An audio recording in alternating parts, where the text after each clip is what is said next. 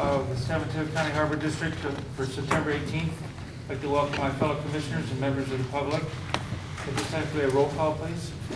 Commissioner Bernardo, Commissioner Brennan, Here. Commissioner Holsinger, Here. Commissioner Tucker, Here. Acting President Caravano. Here. Thank you. At this time, we have an opportunity for members of the public to address the commission on items that are not on the agenda. And this is the only time during the meeting that we have public comments. So the first public comment that we have is James Lee. Please.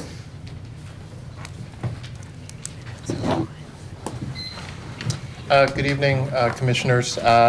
My name is James Lee. I'm here to express a concern about a new policy that's been enacted by the Harbor Commission Board. The board has started voting to place items on the agenda at the end of every meeting.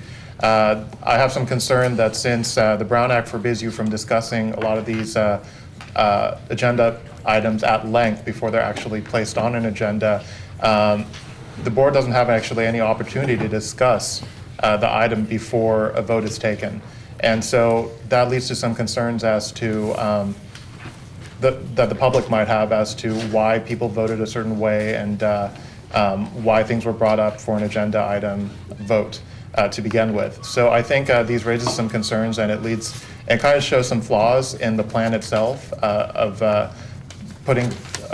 this new policy of putting things on the agenda. I think it's a concern, and I hope that that a better solution can be come up with. Thanks.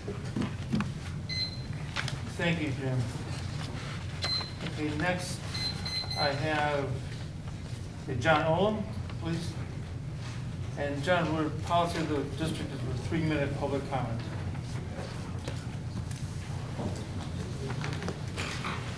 My name is John Olam from Half Moon Bay. Appreciate the opportunity to speak. At the last meeting I was at, I was asking about obtaining invoices between Ms. Savre's firm and the district.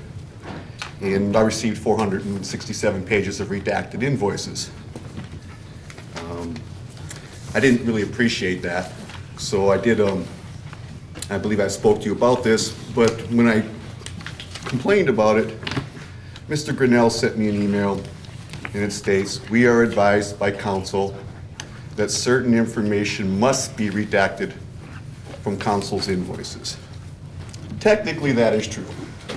There might be some very limited bits of information that you are required to redact, but not very much of it.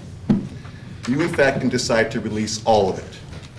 And Ms. Savre knows this because I asked the exact same request from the CFPD Fire District over on the coast. And the first time she redacted everything. And when I pushed it, they made it in newspapers.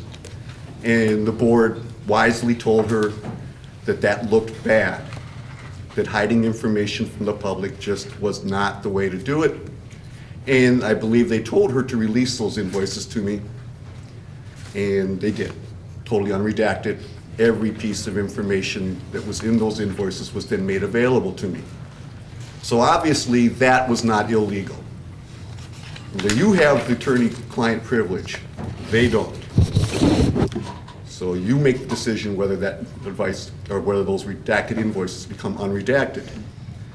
One of the things I asked for was an invoice for the actual work required in fulfilling the original request I made. I want to see how much my requests cost the district. I got 6 pages of redacted detail. They don't even want me to know how much I cost the district. And so last, Mr. Bernardo is aware of this, and he has graciously offered to bring this up at the meeting tonight, or at the end of the meeting, hopefully to get on the agenda so you can direct your attorney to show us what it is that she's doing to earn the money we're paying her. And so I'm really hoping you will follow up on that, because frankly, it really does look like you got something to hide. And I don't think there is. That's what I thought about the PRA when I filed it with the Coastside Fire Protection District. Couldn't find nothing in there. Couldn't find nothing in there to do anything with. Showed they were behaving totally okay as far as I could tell. So I expect that's what I'll find when you direct them to release those redacted invoices. Thank you. Thank you, John. Next, we have Kim McHenry. And we have 3 minutes public comment. I would just like to ask the district who was the real property negotiator on March 12th, 2013. And I'd like to find that information out. Maybe council can tell me now.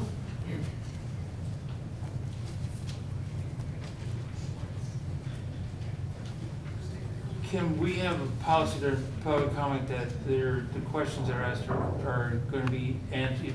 We take them and then answer them later. Okay, At so this time. okay, so my question is, who was the real property negotiator on March 12th of 2013? And I would actually like to know who was the real property negotiator in 2012 as well. And I'll look forward to your answer. Thank you. Thank you, Kim.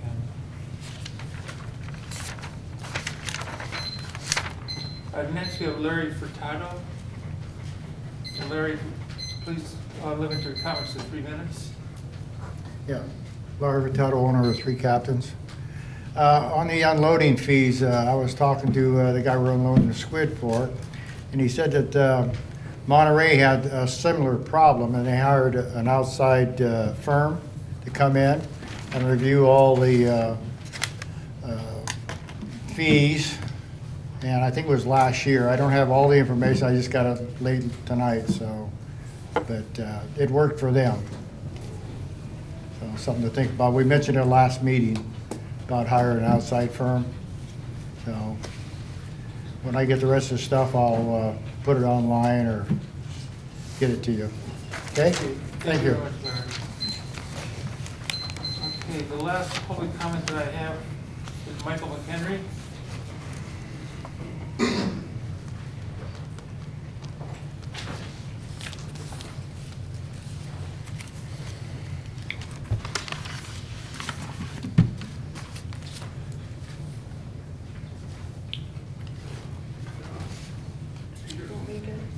Yeah, could you pass these up there, thank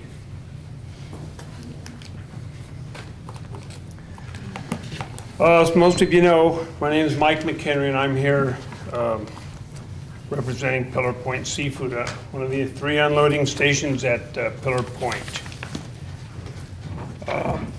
On March 12th, when we signed the lease, I think it was myself, Larry Furtado, was that our partner there, Scott Grindy, and I think Debbie Nixon were in that room. And I was told by Peter Grinnell, do you want this lease or not? And I said, yes, I definitely want it. I agree to the terms, and I signed it. But with the understanding that you went out and got competitive bids on the unloading fees in other ports. And he assured me that would be done within the week by the next Harbor Commission meeting so that you people could mull it over and come up with an agreement. Well, that was over 6 months ago. 6 months ago. And we've hashed this over and over and over and over. And he's representing you commissioners. Who's representing this fishing port that can't even do that? So finally, after the 3rd time I've given you guys packages and you refuse, oh, we can't get it, we can't get it, I made phone calls. And in 10 minutes, if you look at your papers, I want to go on the record as giving you this, because I've given it to you before and you will not acknowledge it. So right in front of, well, before we get our video shut off in a week or 2, I want you folks, I want people to know I gave you the information. And here it is. You probably haven't even opened it yet.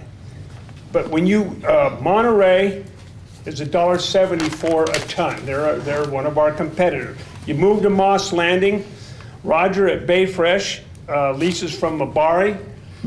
he charges between $20 and $30 a ton to the boats to unload. There's no wharfage from Mabari. Del Mar Seafood unloads, they rent from Moss Landing Marine Labs. There's no wharfage. Now the city there, the actual harbor district, is KDOC, and there's Quality Pack, Sea Harvest, and Monterey Fish there. They pay a base rent which is cheaper than ours at Half Moon Bay, and there's no wharfage there. That port and San Francisco are our arch competitors for salmon unloading, squid unloading, and sardine unloading, and some anchovies. Santa Cruz, I was the last wet fish boat that unloaded there 20-some years ago.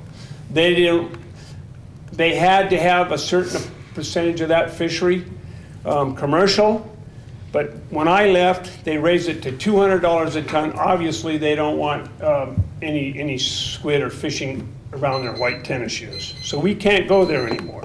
Michael, you've got 3 minutes. So Okay, well, I'm going to finish. Thank you. Port of San Francisco has various fees based on square footage with no wharfage. And if you look at the square foot rent, it's quite a bit cheaper than Half Moon Bay. This is the other arch competitor. And if you go to Bodega Bay, I was the last person that unloaded there, and that was probably 20, 25 years ago, and there's never been a wet fish unloaded. So you have the facts in front of you. This is what we're competing against, and I want a fair shake. And if you can't figure that out, I'm deeply troubled that you're representing over 70 fishing families in this thing with their crew and all the industry that goes on here. Thank you. Thank you, Michael. We have one more public comment for this evening. Sean Cartwright.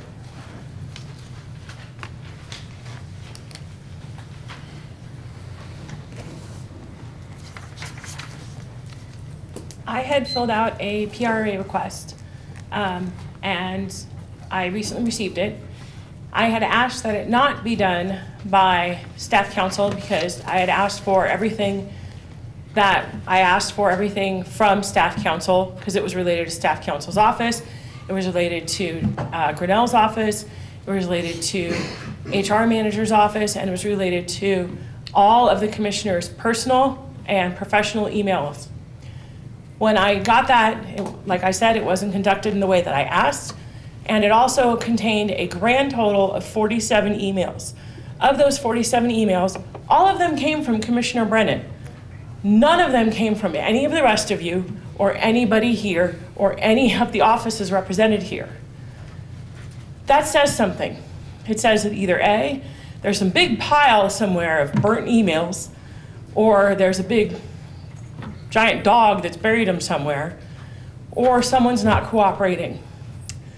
And when you try and make sure that he's nowhere to be found, not recording any more of these meetings, that's why people get upset.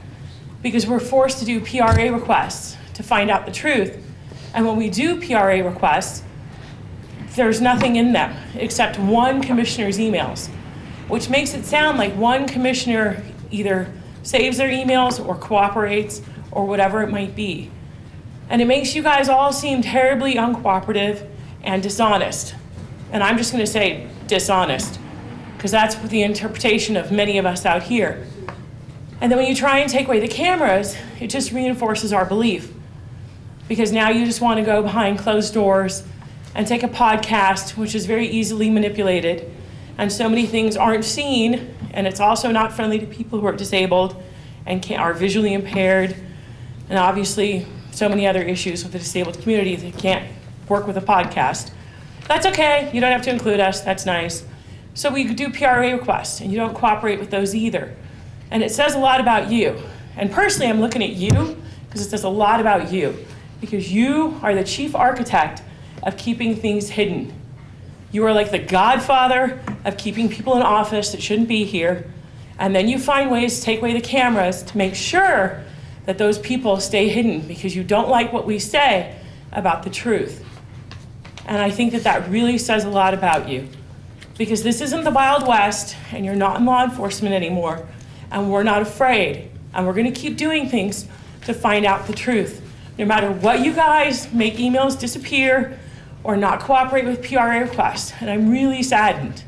I'm really saddened that 47 emails out of this very, very broad and overreaching PRA request, which was done intentionally to see what you guys would come up with, and only one person cooperated. And that's a shame, and it's a shame on you all. Is there any more public comment before I close the public comment section? This time I'll turn it over to President Bernardo. Thank you, Vice President Paravano. My apologies for being late tonight. We are now in staff recognition. Do we have staff recognition? Yes. Yes, Mr. Grinnell. Mr. President, I'd like to recognize Harbor Master Grindy and the Oyster Point Harbor Patrol for their great service in arranging and carrying out the kite flying event at Oyster Point Marina a few days ago. It was apparently a great success with hundreds of people there from all over the city, including many who had never been out there before. And already there are sponsors lining up to do it next year. So I'd like to mention that. Thank you. And yes, I would like to commend staff for a really successful event. I read about it in the San Jose Mercury News, and just please next year if you could hold it not on Yom Kippur, I'd really appreciate it. So moving right along here to the consent calendar. Commissioner, I had yes. one recognition yet. Oh, I'm sorry. No, that's fine.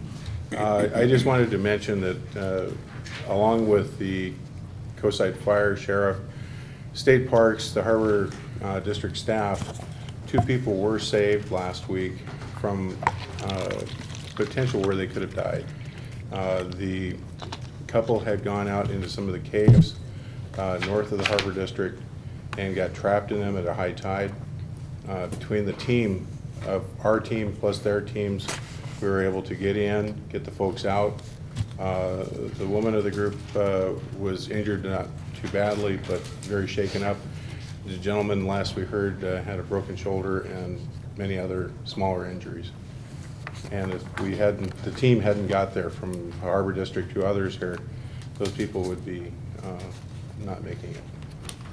So there will be letters going to the file for those staff, but I just want to mention as far as the other agencies as well. Thank you. Mr. Grindy, can you either now or later during your report mention the names of the Sure. deputies who Yeah. because I'd like to know. Not a problem. Okay, thank you. We are at consent calendar item number 1. I have some changes to the minutes. Okay. Consent calendar minutes of meeting September 4th, 2013. Commissioner Brennan, you have some changes? I do, thank you. So normally I don't think we print the word draft on the minutes, at least I don't remember seeing that, and that's helpful. So I appreciated that. I wanted to mention just having the word draft on there is helpful. So please continue that. And let's see, page 1 of 14. Well, before I start on it, I just also like to mention that recently I've noticed that things are missing from the minutes, and that's why I've been making corrections to the minutes. Generally, the district has quite excellent minutes, so I know there's been kind of a lot going on with staff changes and stuff lately, so I understand that. But we did have the whole real property negotiator vote missing from the August 21st minutes, and there were actually 2 votes to designate a real property negotiator, and both of those votes plus the discussion that went with them was completely missing from the August 21st, 2013 minutes, but I understand those are being corrected. So now I'm going to start on 1 of 14, where it says, actually, you know what, I'll skip to the next item, 3 of 14, sorry. So where it says Brennan stated that It didn't make sense to rebuild a second time. This is on the second paragraph, right at the top. It should actually be Brennan asked, not stated, if it made sense. So that's just a minor correction, and so it should end with a, it was a question, not a statement, is my point. And towards the bottom where it says, Brennan stated that she didn't think that was needed, but didn't know how much a project of this sort should cost. It should say, Brennan said, I'm not sure that's needed. So just a small correction there.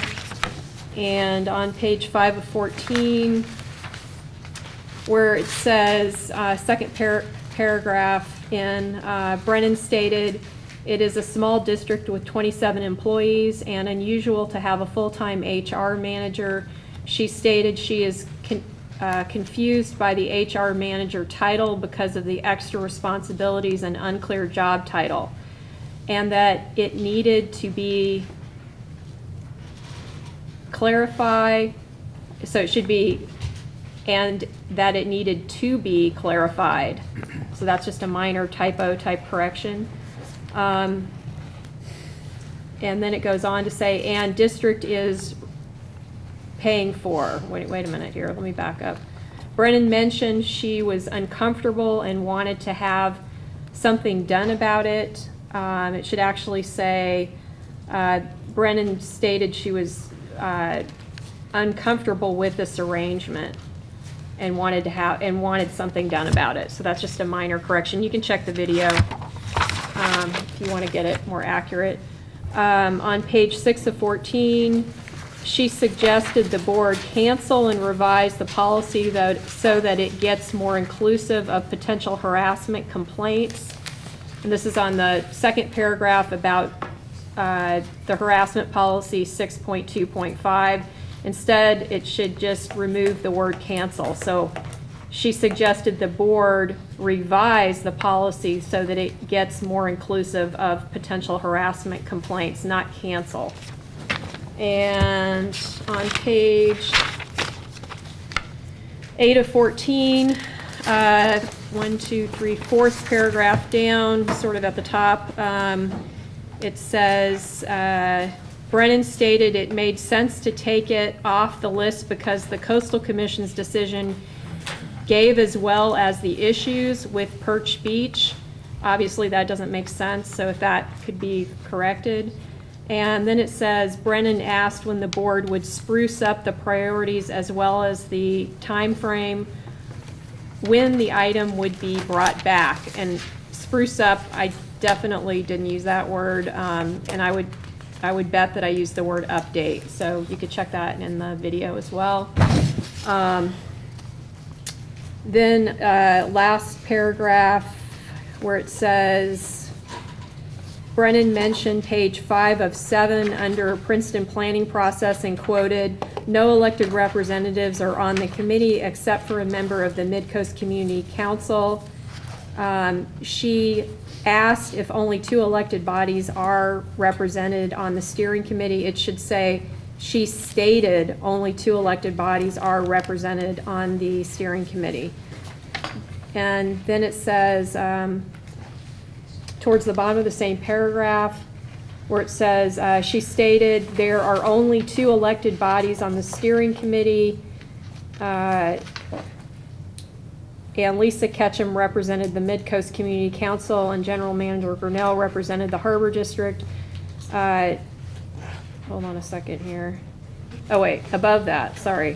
Where it says Pillar Ridge and the Homeowners Association, it should also say, where the groups that are involved are listed, it should also include Half Moon Bay Fishermen's Marketing Association. So, sorry, to be more clear, it's where we say Brennan stated, according to discussions with the staff at the county, the representatives on the steering committee are people that are associated with some sort of group or organization, such as the Chamber of Commerce, Mid-Coast Community Council, Pillar Ridge Homeowners Association, and Half Moon Bay Fishermen's Marketing Association. Page 9 of 14, where it says Grinnell stated that Grindy and he made clear the race organizers when they met 3 weeks ago that they didn't want the race to enter or cross. Wait a minute. Grinnell stated that Grindy and he made clear to the race organizers when they met 3 weeks ago that they didn't want the race to enter or cross or have any impact on harbor property or harbor operations. That isn't how I remember Harbor Master Grindy saying that exactly, so that's kind of an open question, I guess, and I can go back and check the video on that one. And on page 10 of 14, where it says, Brennan stated one last topic from the manager's report. She stated that the public hoist was not accessible due to the built-up of material underneath the hoist, and it caused problems for commercial fishing. It should be build-up, not built-up. And on page 11 of 14, Brennan asked if there was any news on the sewer line. Grindy stated he hoped to bring the sewer line project back in the beginning of October. That should say Brennan asked if there was any news on the sewer line under Johnson Pier.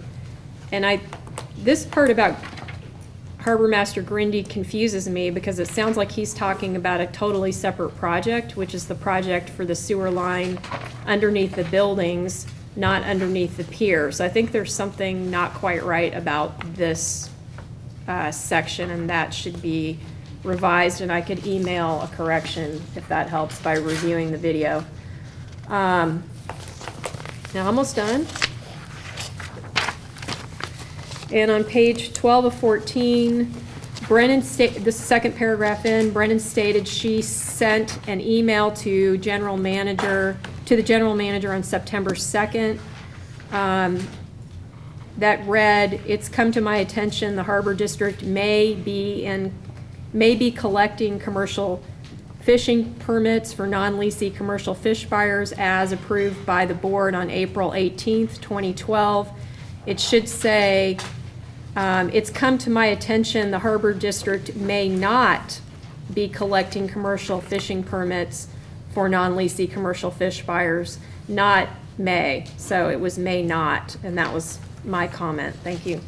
And then on the very, very bottom, it says here, she stated when fish buyers come in from other areas such as Salinas and Washington and various other places that want to buy fish, the fish buyers bring trucks and each truck driver drives a semi, blah, blah, blah. It should not be Washington, it should be Watsonville. So that's Watsonville. And on page 13 of 14, oh, I had a question where it says Tucker stated he would ask council about possibilities. So this is, I guess I need to back up to explain it. Tucker mentioned he would be abstain due to conflict.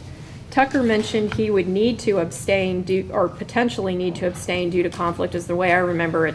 This sentence doesn't make any sense. However, he would stay in the room since there was no discussion.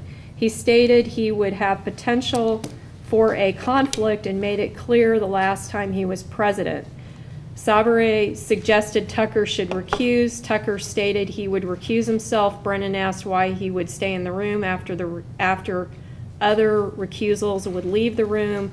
Sabare stated if there was an actual conflict, the FPPC required Tucker to recuse and leave the room. Brennan asked if it would be appropriate to explain what the conflict was. Savary stated she would let Tucker speak. Tucker stated he would ask council about the possibilities he had, meaning to speak. But wouldn't that require a vote of the board for him to ask council? So that's just kind of a question. And that's it. Thank you. Thank you. If I can make a correction to those comments, I believe you're referring to a different Half Moon Bay Marketing Association. Because the one you referenced, Half Moon Bay Fishermen's Marketing Association, is not in existence. It's my understanding that they are active.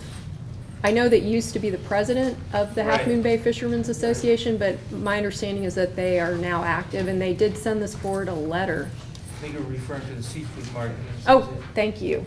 Thank you for that correction. Okay, thank you. Is Commissioner Tucker? Yes, I have just one clarification on the last items Commissioner Brennan mentioned, 13 and 14, the Tucker comments regarding recusal and abstaining conflicts. The last sentence in that paragraph should read, Tucker stated he would ask his counsel, meaning private counsel, Thank if there you. was a potential for conflict, and they must have left the word his out. And Mr. President, if there are no more changes or corrections, I would move items 1 and 2 of the consent agenda for approval and include the addendum items, corrections, and changes made by Commissioner Brennan. Thank you. I hear a motion. Do I hear- Yeah. Is there a second? Commissioner Olson? I'll second it. Okay, we have, sure. After we have a motion and a second, go ahead, Commissioner Holson. I have the draft minutes in front of me, and I've had those for a couple of days since they've been posted, and I've reviewed them, and aside from the fact that they're lengthier than I'm used to on other boards that I've sat on, you know, I leave it to any individual to correct their own comments, but I don't have the multiple corrections that I've seen this in previous meetings from Commissioner Brennan.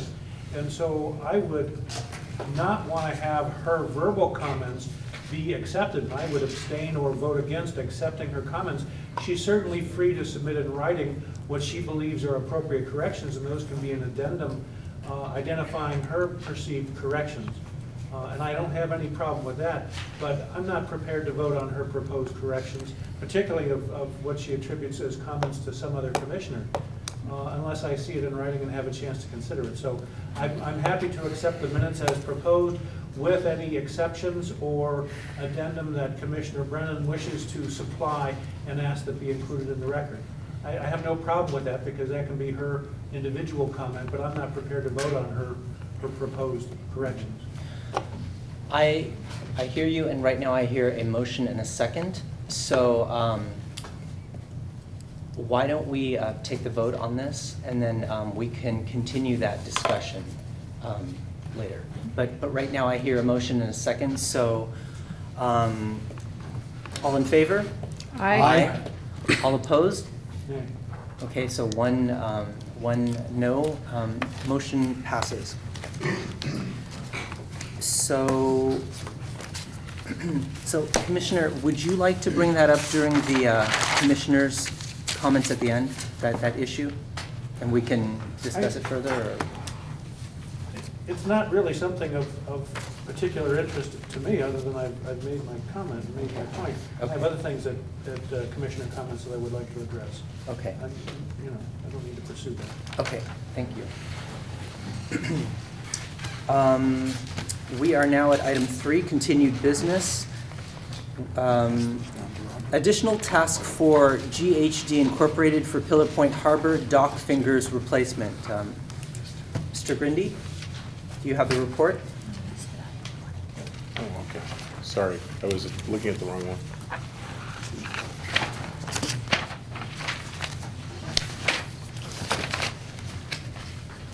For item 3, you have, right. Yes, sorry. Item 3 for the consultant. The intent here is for the services of GHD, as stated in the report, to basically work on the permitting side of this and any other requirements of that nature. I'll take any questions.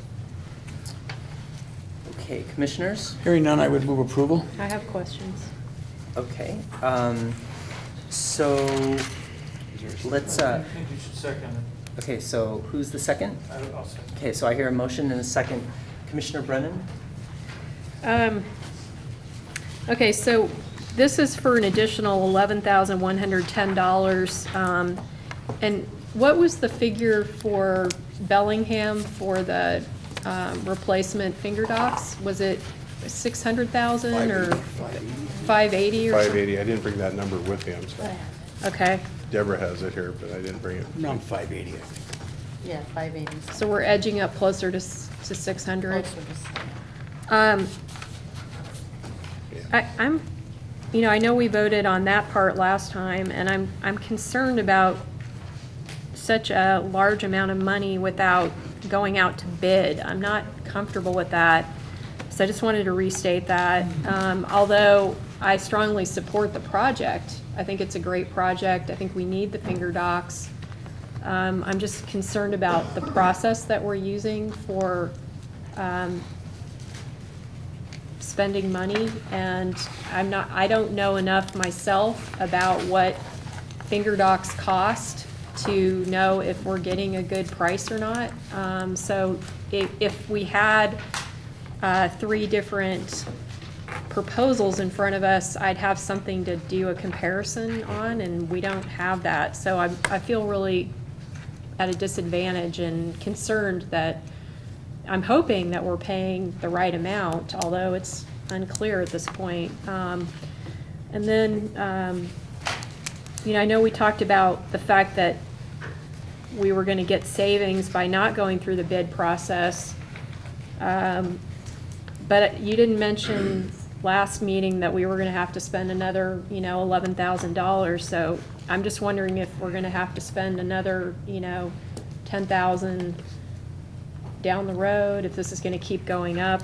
So those are things that I'm concerned about. And then I'm also not feeling very comfortable about approving spending when we're not looking at monthly budget versus actuals. We don't have a lot of financial information to look at presented in our board packets.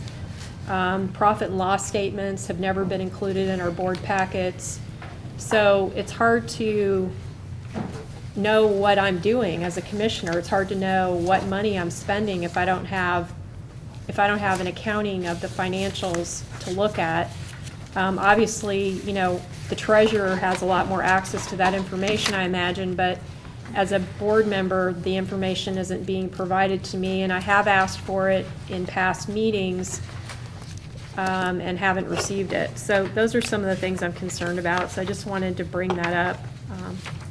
Thank you. Thank you. Mr. Grindy, as I recall in the last meeting when we were talking about this, there were 2 items that come to mind. One was an urgency because of safety, and then 2,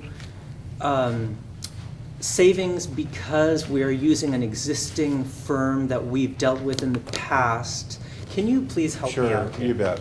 A couple things. First off, if we were to go out to bid, we would be going out to design as well. So I would be coming forward with a design request before I'd even go to the construction mode. If you take the figure number of the 580, then you take roughly 10 to 12% of that, maybe, that would be the negotiated design fee. Design then has to go through all the permitting agencies as well from that perspective, even though it is purely a replacement of the same footprint, shade over the water, etc. In this process, basically no design is done, only a shop drawing is done. And the difference is a design is the full E-size print and all the drawings that go with it and the related, where in this case, a shop drawing is done showing what they're going to install. It's approved by us and it's worked through. It's a much simpler process as far as the cost and our overhead staff, and you don't have the design fees installed with it as well. As I mentioned in the actual project, that was the maximum allowable construction cost, the MAC, and that was based on the 60-foot fingers. And in fact, the prices, I did not bring them expecting that tonight, so I'm sorry I didn't bring that final cost to it. I was going to bring it when the project was done, in fact, to show the savings we have incurred, but it is about $100,000 difference less at this time. Okay. Thank you. Anything else from? I remember what Harbor Master Grindy just mentioned, that there was, the estimate was done on the either 60 or 65. I think it was 60 or 65. I didn't bring the Yeah. document with me, but yes. On those replacing those finger docks, and the bulk of the 12. There's various sizes all Right. over the place, and it's not just the finger itself cost. It's also they had to work through the mounting. We're moving to the newer style, which is a concrete dock, so it's how it adapts to a wood dock, so that in the future when we do add new concrete docks, where the fingers are, they match up, because it's a different type of process for adhering to the finger to the dock itself. I believe the majority of the 12 that were identified were going to be less than the 65 footers. Yes, there was a varying size, Yeah. I think down to a 35, I think. And that's why the cost difference once they finalize their price. Okay. I have one last question. Sure. So since this didn't come up at the last meeting, these permit costs, was this unexpected, or, I mean, you didn't mention that this extra money would be needed? Typically, I was in process of calling all those agencies at the time, trying to get this, we're trying to move it as fast as possible through, and to meet, board timelines and such. And so when I started getting actual responses back, that's when I found I'd have to go through a permitting process. So if I had known at the last meeting that there were still information you were waiting for from permitting agencies, I don't know that I would have voted the way that I did. So that information would have been really useful for me when making my decision. So just Okay. next For time, future, sure. that would be You bet. helpful. The urgency here is what I was trying to move with as well. Okay. Thank you. Commissioners, anything else? Because we do have a motion and a second. So roll call, please, because this is a money issue. Commissioner Brennan, No. Commissioner Holsinger, Aye. Commissioner Caravana, Aye. Commissioner Tucker, Aye. President Bernardo. Aye. Okay, motion passes. New business. Number 4, possible cancellation of Harbor Commission meetings on December 18th and/or January 1st, 2014. Mr. Grinnell, what is this item about?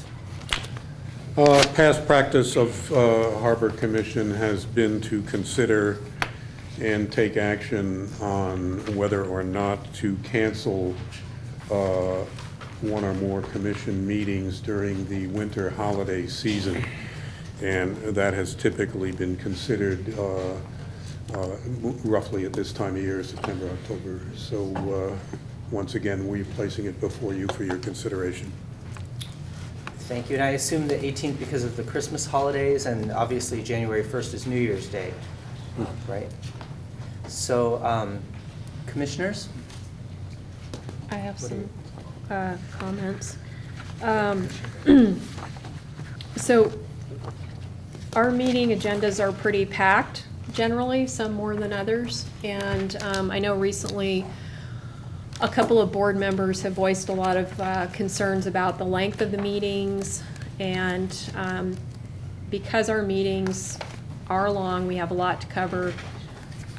It seems to me that it makes more sense to reschedule these meetings versus cancel them, because the fewer meetings we have, the longer our meetings are going to be, because there's there are issues that have to get dealt with by this district.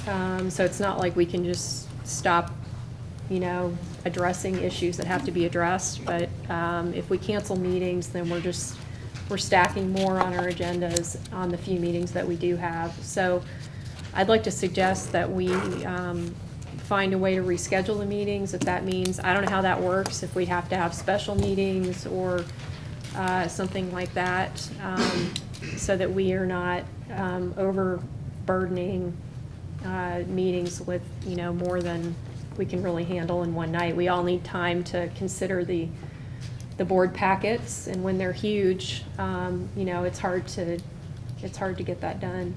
So Commissioner, what I'm hearing is you would prefer, instead of one meeting in December, one meeting in January, going back to 2 in December and 2 in January.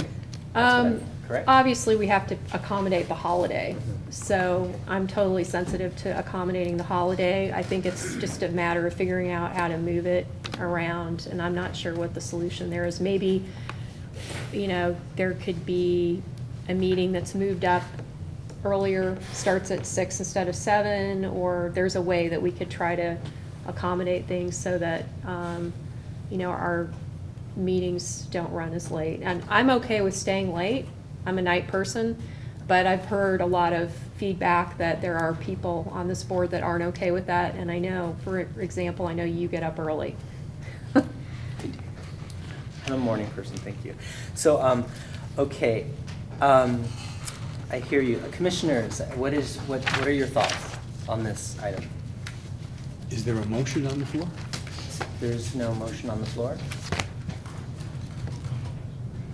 Would someone like to make a motion on the floor? I would like to make a motion that we keep the December 18th meeting on schedule and cancel the January 1st meeting. Okay. I hear a motion. Do I hear a second? I'll Okay. second. I hear a motion and a second. So, all in favor, say aye. Aye. Aye. Opposed? No? Abstention? One abstention. Okay, motion passes. Thank you. Item number 5, I have a comment card. So, I have Mr. James Lee.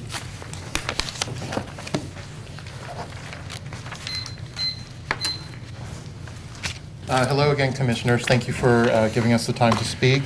I'm here on this agenda item as Secretary for Save Pete's Harbor. I wasn't able to attend the meeting in Half Moon Bay 2 weeks ago, but I understand that a motion was made to put Pete's Harbor on an agenda item, as on the agenda, on the next agenda, and then the motion was removed. I just wanted to remind the board again that part of the draft strategic business plan is to identify opportunities to increase district revenue and also to expand district activities within the county and see what sort of opportunities there are to promote recreational boating. So to that end, I would like to, I understand Commissioner Tucker back at a meeting, gosh, I think it might have been in January or February, stated very clearly his conflict of interest that in the sense that he was a friend of the landowner at Pete's Harbor. And I would kindly ask the board to communicate to Save Pete's Harbor, or if staff could communicate to us as to how we could get this on the agenda. This would be a huge missed opportunity for any local agency, and it would be, I think it's a really good fit with the Harbor District to include Pete's Harbor. And if there are certain conflicts that are preventing certain board members from making a motion on this item, I would like to see what sort of solution we can come to. In Redwood City, I understand that Ms. Uccelli and her late husband have been friends of many people in the community for years, and knows quite a few people that sit on boards and commissions and stuff like that. And so if we're unable to get this on an agenda item because of people's relationship with the Uccelli family, it's going to be very hard for us to bring this great opportunity to anyone. So happy to hear your thoughts. You have my contact information. Thank you. Thank you, Mr. Lee. That was item 5. Item number 5, Mr. Grinnell, the draft strategic business plan preparation RFP. This is the second draft. Yes, Mr. President. This is back for your further consideration. It now includes language relating to every single comment that board members made when you last reviewed this. So it represents a next step and indeed a somewhat different draft. It's back again for your further review and comment. The intention again is to arrive at a final draft request for proposals that the board feels ready to have issued to seek consultant services. Thank you. Commissioners? Mr. President, if I may, just for purposes of discussion, I would move to Yes. approve the second draft RFP as presented by management. Okay, thank you. I hear a motion. Do I hear a second? I will second it. Okay, I hear a motion and a second. Commissioners, any comments? I have comments. Commissioner Brennan. Thank you. So I was wondering if in the future, when we're looking at draft revisions like this is a, lengthy document. If we could instead receive a red line version so that we can see the changes as they were made. It's hard to pick through this and remember, everything that was asked and know exactly where things were edited.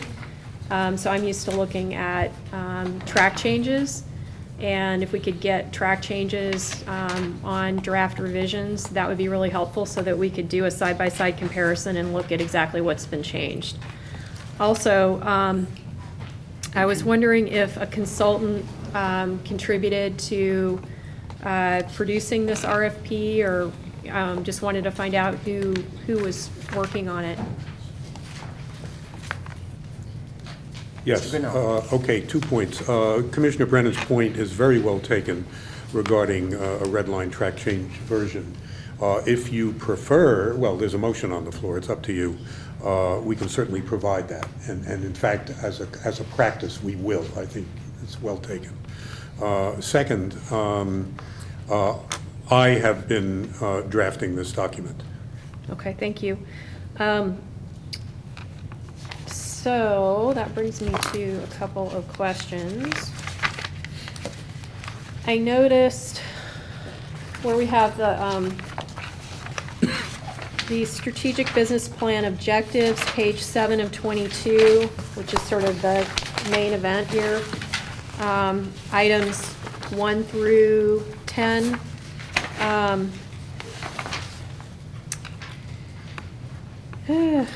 I noticed that item number 10 says include a public outreach element to include harbor and marina tenants, businesses, and other facility users, their respective surrounding communities, South San Francisco and the coastside, and other relevant agencies and organizations. That sounds great, but I'm wondering why it's number 10, because I think public outreach and the public process should not be last on the list. That bothers me. Or if it has to be last on the list, which I don't see why it is, there should be something stating that these are not in order of preference.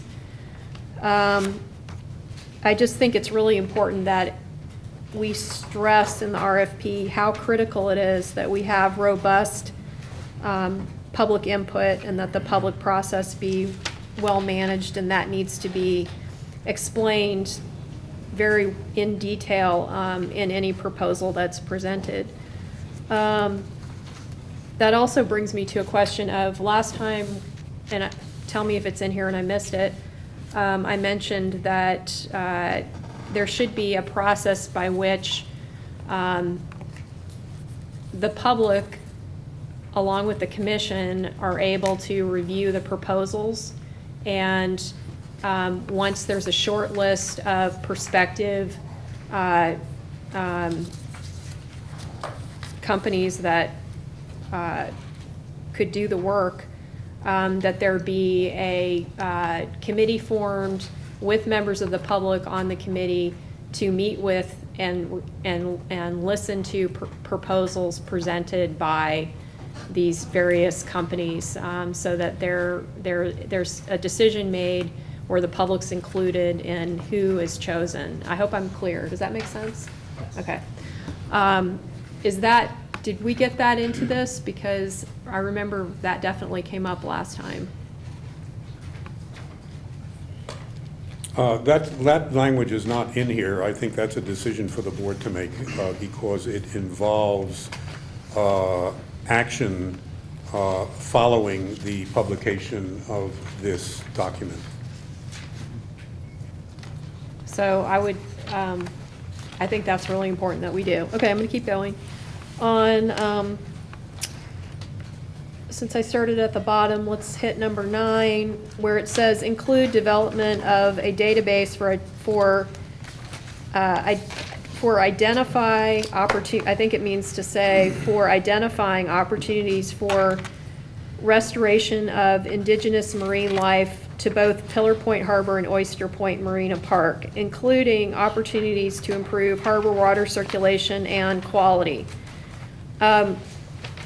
I'm not suggesting that we take anything out of 9, but I would suggest that the priorities be reordered. So I think starting that item with prioritizing water quality, and then water circulation, and then restoring indigenous marine life makes a lot more sense. And I think water quality should be the first thing mentioned in number 9, so that it's clear to whoever is reading this that water quality, without water quality, you can't have indigenous marine life. So I think water quality needs to come first. On number 7, identify opportunities for new countywide district activities, collaborating with county, local SF Bayside jurisdictions, and Water Emergency Transportation Authority, which is WETA, on waterborne emergency preparedness and response facilities. I think we should also mention that we need to address tsunami evacuations and the strategy for evacuating harbor leasees and users, so that would include visitors, in the event of a tsunami.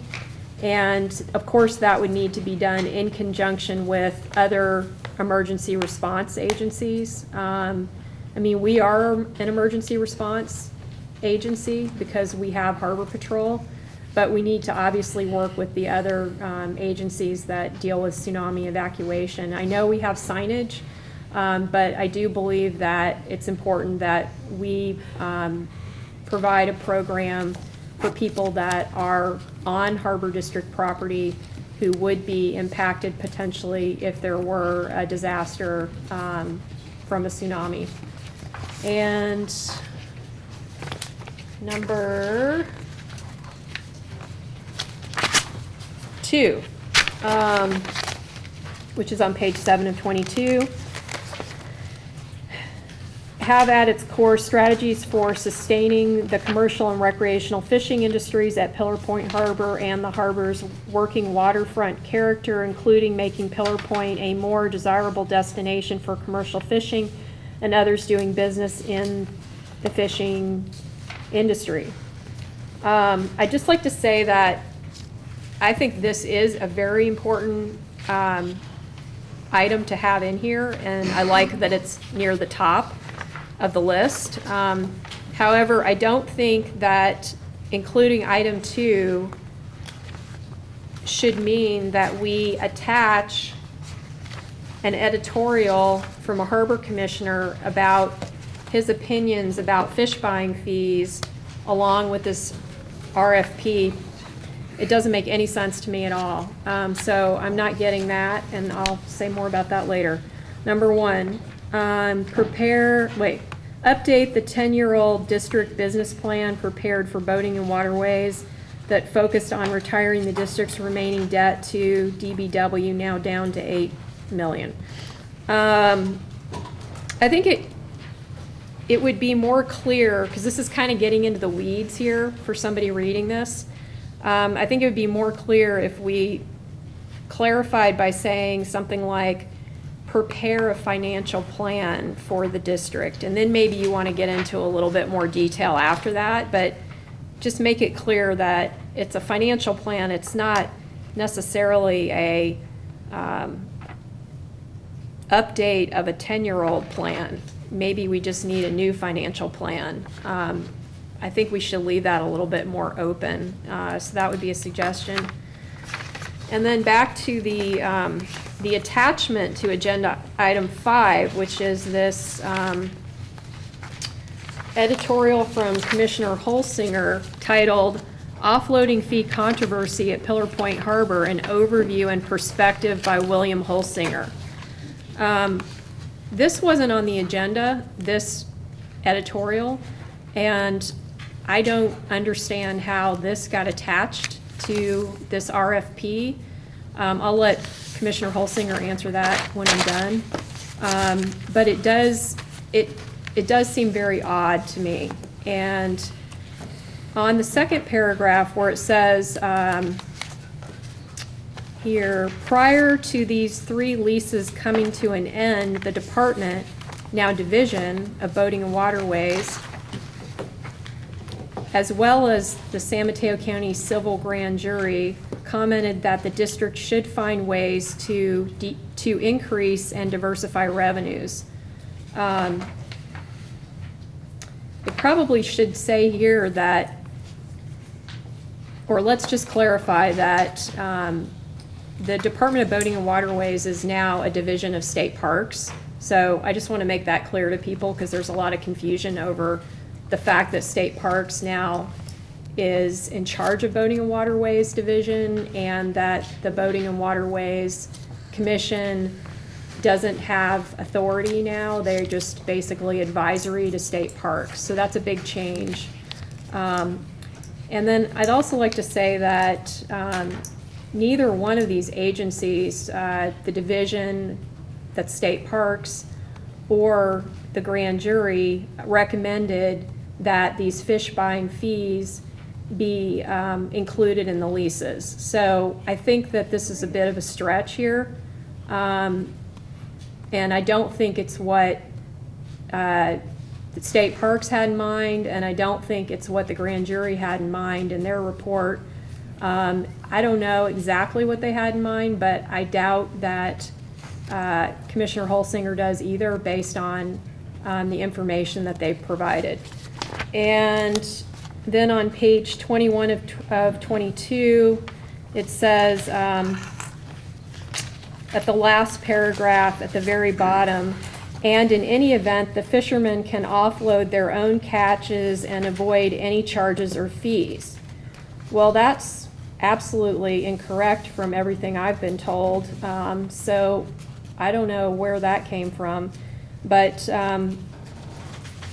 right now, we have fees that apply to non-leasee fish buyers. We have fees for the fish, and we have fees in the form of an activity permit. So that would apply to every fisherman with a fishing game book.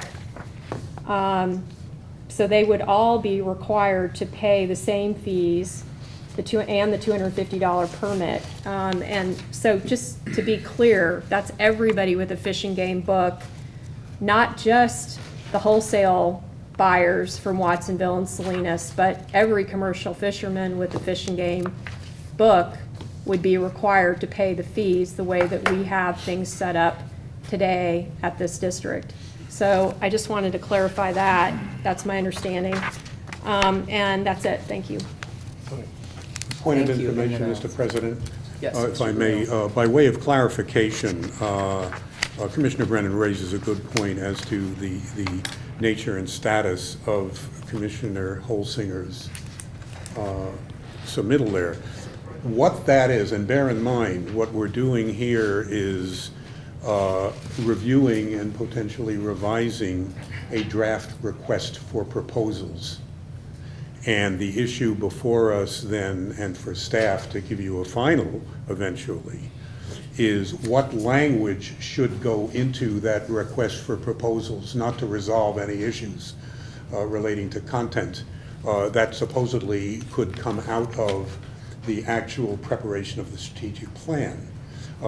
And so what you have from Commissioner Holsinger, as I understand it, is simply a written comment on a particular piece of this draft RFP. You've heard a number of comments from Commissioner Brennan. This is yet another comment from Commissioner Holsinger. The spirit in which I understand you should look at that comment from him is whether or not it, or any part of it, or any bit of language in it, should be taken into account in the next draft of the RFP, if there is a next draft. And so, indeed, in looking at that, you might consider that none of it really fits in the context of what a request for proposals is supposed to present. On the other hand, maybe some of it will. So that's what it is. Got it. Thank you. Are there comments over here before I get back to Commissioner Brennan? I do. Yes. I think it's important to understand that this is primarily a draft, although a second draft. And as we massage this, all we're looking for is requests for proposals. And as we go out seeking vendors to respond to our requests, we will further massage, in my opinion, how they deal with the situation. And I suspect we'll have more than one individual bidding or asking to participate on various parts of our whole package, and not just the whole package by itself. It's a tremendous undertaking for one organization, unless they're tremendously big, and that will cost us just too much money. So we're probably going to be looking at some smaller companies as well, but have the history in this area. And again, this is not a document that's set in concrete. I speak primarily to the itemization of 1 through 10. It's not necessarily in any particular order, I would hope, because I would agree that there's some things that need to be changed. But that just gives the vendor a flavor for what we're looking for. And as we go through, and I hope there is no third draft, I hope we're prepared tonight to move forward with this and at least go out there into the field and see what it looks like, and then come back and make some changes as we go along with the prospective bidders.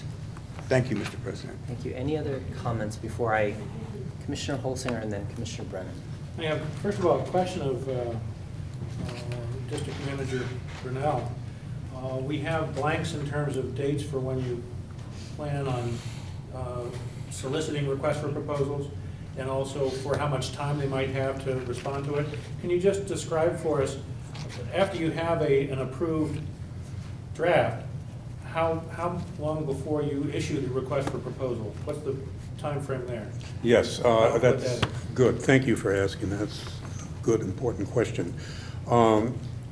There's two ways we can go, and I haven't decided quite yet on which way to go. I should know a lot more within the next 10 days. Here's what I mean.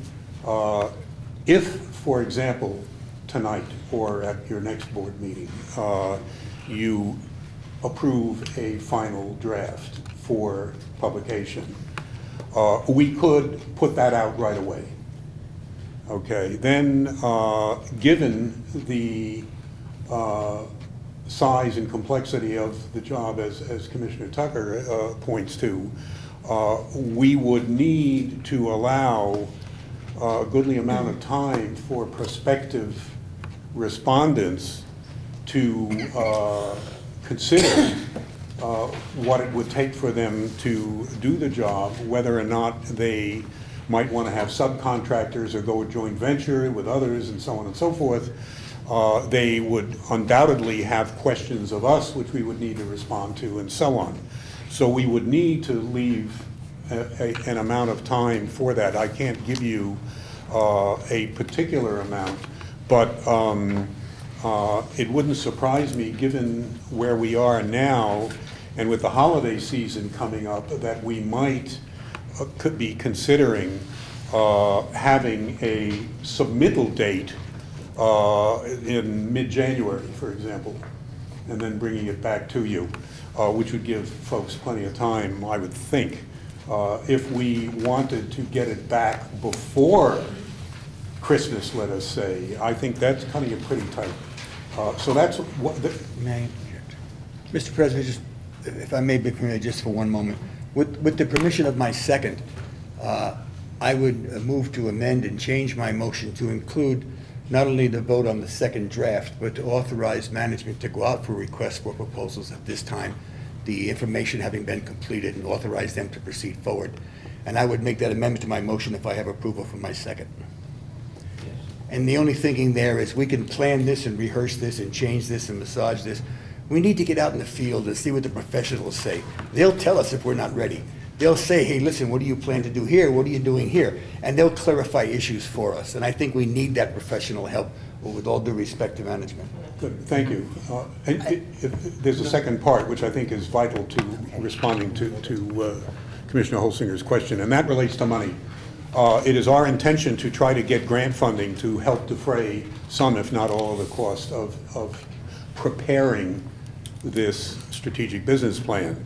And we have already contacted 2 state agencies, and we have meetings or conference calls set up within the next week to test the waters as to the likelihood of getting grant money for this. The key issue here would be if they say no, then we know. If they say yes or there's a good possibility, then we would be in a process of submitting a grant application and so on and so forth. That would take some more time. What is vital there is to ask them to what extent, if we in fact issue the RFP while we were trying to get the grant, whether that might inhibit the agency, one or the other or both, from actually awarding a grant. That I have to find out. I don't know. That's why I'm hedging as to exactly when we would want to do this. But as I say, we should have an answer for that within 10 days. I just wanted a general idea. The only thing that I find missing from this, and I don't know how critical it is, I raise it for my fellow commissioners. There's nothing here about a strategic plan that evaluates the appropriateness or value or desirability of a Coast Guard presence, which has been considered by the Coast Guard off and on, subject to their reluctance because of finances and budget and the economic plan. Do you have this in here, and have I missed it, or I just simply commend that it is one issue that is appropriately addressed? Commissioner Holsinger, I believe that's number 7. The collaboration with agencies.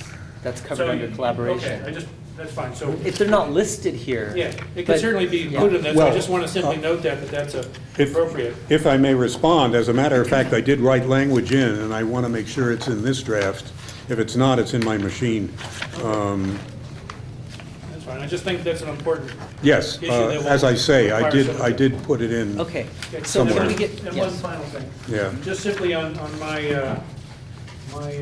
overview and perspective on the first page, I want to apologize to the Half Moon Bay Seafood Marketing Association for misidentifying them by the name of another prior organization, the Half Moon Bay Fishermen's Marketing Association, and I'd simply like to ask that, for the record, that be corrected on that particular document for historical purposes.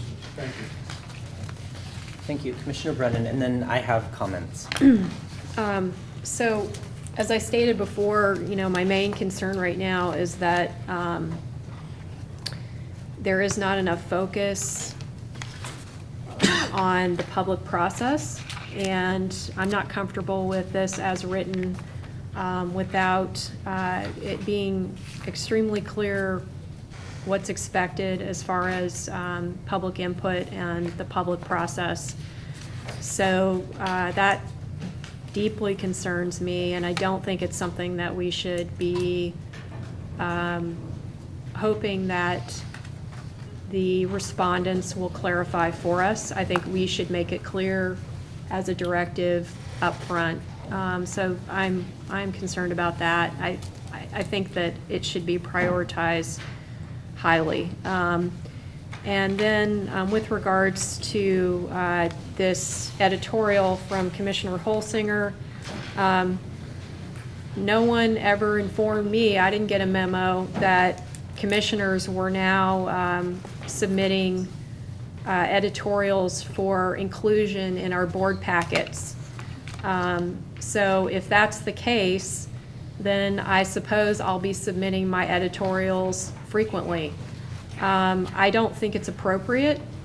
I don't agree with that, and I can't even fathom why this is here. So that's kind of all I want to say about that. Thank you. Okay, thank you. And I just want to, I know we have a motion in a second. I just want to make a few comments myself on this. Let's see, where do I start? Okay, first of all, I want to preface this by saying that I'm not here to micromanage. I believe staff should be doing this while we handle policy, and that's my philosophy as a commissioner. Having said that, I know that, in my day job I do lots of RFPs. I do formal and informal RFPs and everything in between. And so this is pretty routine RFP to me. One thing that I would recommend, and again, this is not an order, it's just something for you to examine, Mr. Grinnell, is, and I think it may address Commissioner Brennan's concern about the public outreach component. I think that when we ask for RFP submissions, that it's very important at the end when you do the submittals and you have the deadline, it's due at 5 o'clock at blah, blah, blah, and it must be electronic, there must be 5 copies, et cetera, et cetera, et cetera, that there'd be a weighted sort of review. For example, you know, and I'm just making this up off the top of my head right now, you will be graded 40% on price, so if you lower your price, you'll get extra points. Your qualifications and your experience, you know, if you submit qualifications experience will be 30%. Your public outreach experience is 20%. So that if you have weights like that and you manipulate the weights so that you can have public outreach be a pretty hefty weight, that I think is one thing that could help on that. And then of course timelines for notification. So all submittals due on this date, and then on this date all of the selected top 3 will be notified on this date. Just very, very articulated in that way. I think that could help this process go a lot quicker also, and then make the review a lot more fair so that they know what they're getting into, they know when they'll be notified, they know when the panel interviews, and again, I'm just making this all up because I don't know what you're actually gonna, you know, put in the final, because I don't want to get into that level of detail, but I know that I have. So just, I think it could streamline the process is what I'm saying, is just having all those clarified in the RFP. And I would hope that, you know, while I like the editorial that Commissioner Holsinger put in here, I do agree with Commissioner Brennan that it's not necessarily appropriate because it has one commissioner's name in there. So I think that, and again, this is at the sake of micromanaging, I do think that whoever we choose, they will do the due diligence and do the research themselves and say, oh, okay, this is sort of the landscape of the harbor, and they will make their own recommendations, and I'm sure that it will incorporate a lot of what Commissioner Holsinger has mentioned in his studied review in his editorial. So having said that, those are the things that I foresee that could encompass a lot of the public outreach concerns that Commissioner Brennan has, because I do agree, I think that public outreach component should be weighted a lot on this, and whoever we choose should have that type of background or that type of skill set, especially. So anyway, that's enough of my micromanagement. We have a first and a second. We're gonna, do we have, Commissioner, do you want to say something? Or? Just a quick, to follow up on the recommendations that I made on the first draft, I do appreciate the calling out and identifying as a priority the scope of work, the educational opportunities that the Harbor District has with different facilities and groups and organizations. So that we've come out in item number 8. And I think I'd like to float this idea from my fellow commissioners that there's been some discussion on item number 7 in terms of opportunity, identify opportunity for new countywide district activities. For example, collaborating with county, local, San Francisco Bayside jurisdictions and the Water Emergency Transportation Authority on waterborne emergency preparedness and response facilities. I see this, there's 2 issues here, which I would like to separate and put the recommendation that the Coast Guard presence, which we have been discussing for a long time, put that under item number 3, which states that we look at a capital facilities plan, it's for new facilities. So that would be where we could house the Coast Guard venture into item number 3. And the rest of number 7, that emergency preparedness, I think when it comes to emergency preparedness, it's either there's a disaster or survival mode. And I think that comes under operations. That's not part of a business plan. That is more of what a harbor master instructs and trains his staff, the patrolmen, to engage in. I just feel like the title of this is a business plan, and when it comes to emergency preparedness, you know, the harbor master does incredible amount of extensive training with the patrolmen and staff in terms of working with other agencies and first responders. So that's kind of something that I would like to float out and maybe kind of remove 7 and kind of evolve it into the Coast Guard, which I agree, into number 3, and then the emergency preparedness go back to operations. Question, could we say that, or are you saying that the Coast Guard to be put into number 3 would be for ocean side or ocean and bay side? Well, I think since this is a plan for the district, that would have to include both. Okay, I think in item number 7, the other request, and Mr. Grinnell and I have spoken about this probably for several years, is cooperation with WIDA so that in an emergency situation, the bay side, which gets isolated except for the San Carlos Airport, we would have docks along the bay side, maybe starting in South San Francisco, past the airport, all the way down to Redwood City, strategically placed that could handle somewhat like the Army Corps of Engineers and their metal ramps. And so that was kind of the logic and the thinking in number 7. So if that could remain and the Coast Guard could be put into number 3 with service on both the coast and the bay, I would have no problem with that. I have a comment when it's my turn. Sure. Are you finished, Commissioner? Yes, those are my comments. Okay, Commissioner Brennan, and then we should vote. So what I'm hearing is it sounds like most of us have a few changes that we'd like to see made. So it's sounding like we need to see another revision, hopefully quickly. That's what I'm hearing, because I know I'm definitely not comfortable with all these changes happening just based on the discussion. I'd like to actually see how it pans out. I don't have a problem with Coast Guard being added, so that's no problem for me. As far as 7 goes, I think there's some important stuff in here, such as collaborating with county, local SF Bayside jurisdictions. I think it should include coastside jurisdictions as well, because that seems to have been left out. And we definitely have coastside jurisdictions that are relevant, such as GSD, you know, our sewer district. We've got Midcoast Community Council. We've got the city of Half Moon Bay. We've got some, you know, relevant agencies that should be included somehow here. And I think just by calling it coastside jurisdictions, that would cover it.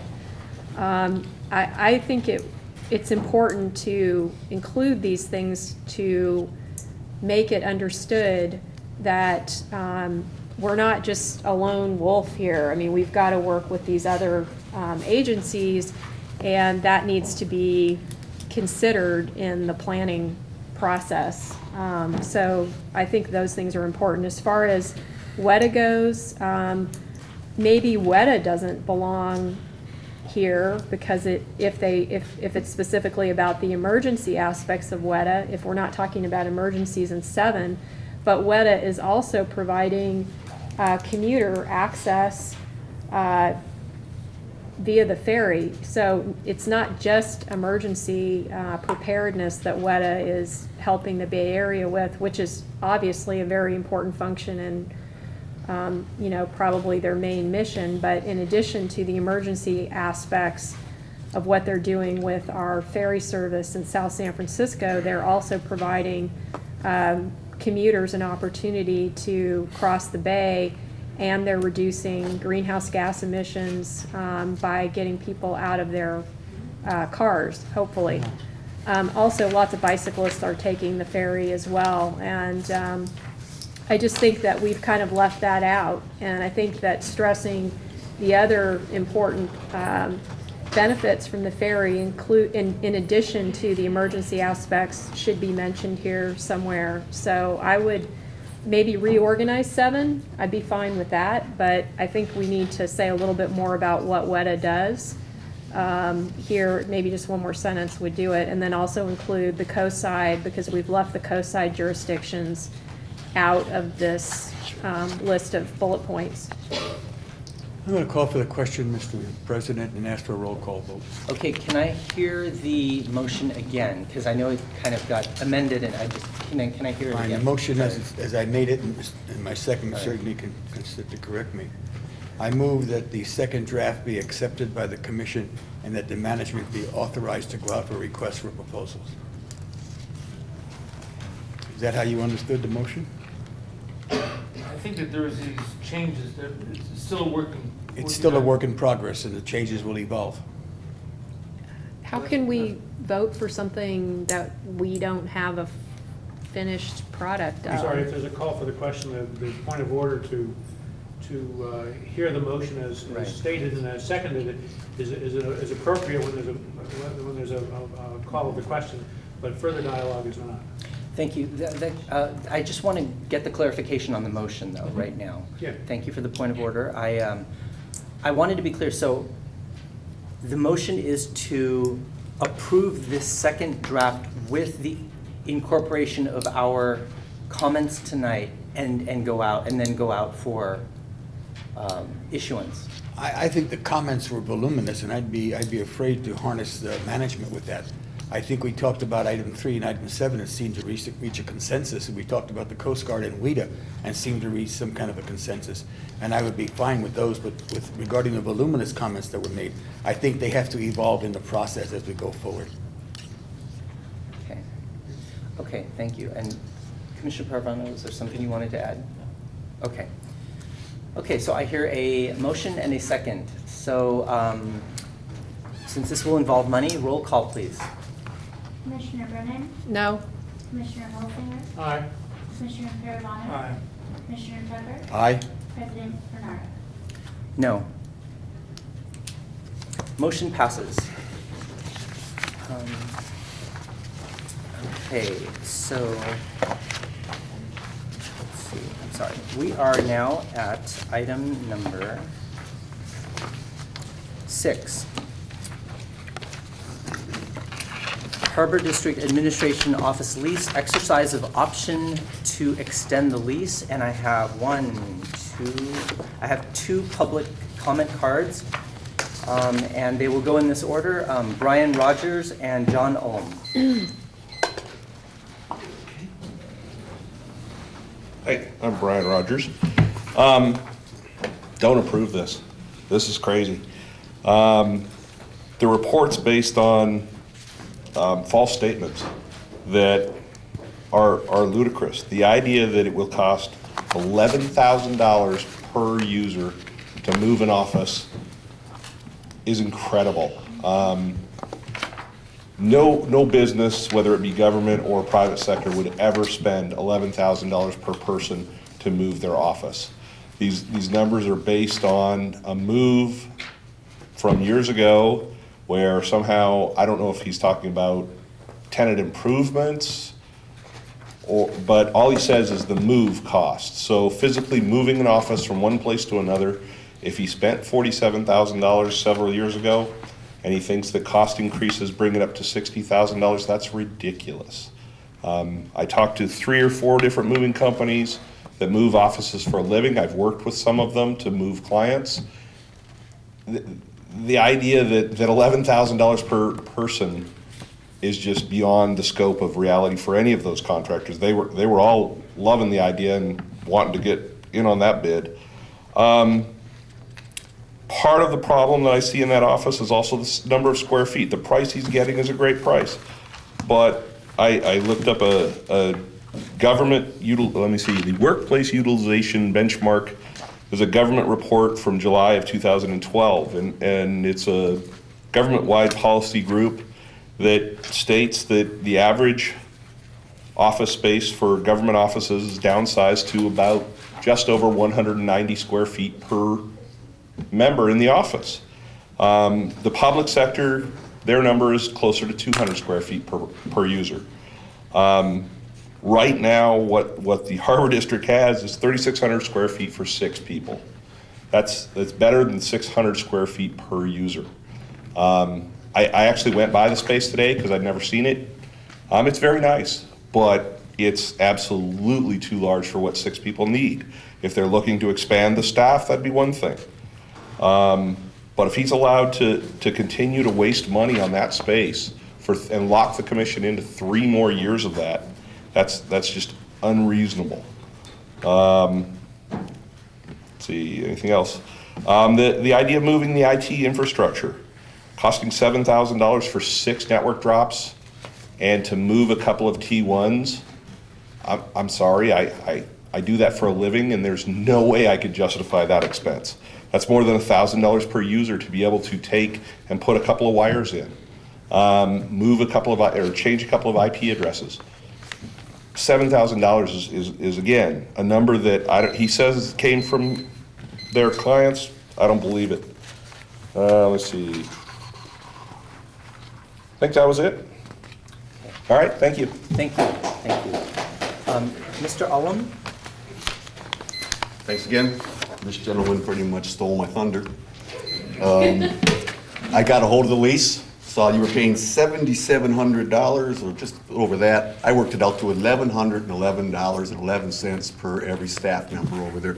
I went over and asked. There's 7 people currently working there right now. That's what I was told by Mr. Grinnell, who incidentally was very accommodating, was willing to show me the office. Frankly, I was disappointed. For 450 square feet per person, I was expecting opulence. In fact, they're not in an opulent office. I've had a painting company for 20 years. I've worked in all kinds of office space. Technically, that might be Class A, but that is not a Class A building. Been in the bathrooms there, ain't nothing special. The carpeting is old and beat up. The elevators are scratched. Nothing special about it at all. Nice view, but it's horribly designed. I mean, I can understand why they're crowded there because it's nothing but angles and knickknacks and corners and everything like that. So it's really a poorly designed office. An attorney hoping to impress clients would love that office. But that isn't what's going on there. And so what you got there is 7 people and running at about 500 square feet per person. What I did, instead of checking with government, I just went around and asked a few of my customers. I'm in IT also. And I looked at the size of their building in relation to the size of their staffs. And the best one was about 200 square feet per employee. I went into the office of the head honcho at each of those places. The biggest office was 12 by 12. Okay, these were the guys who were running 50, 70 people in the same office building.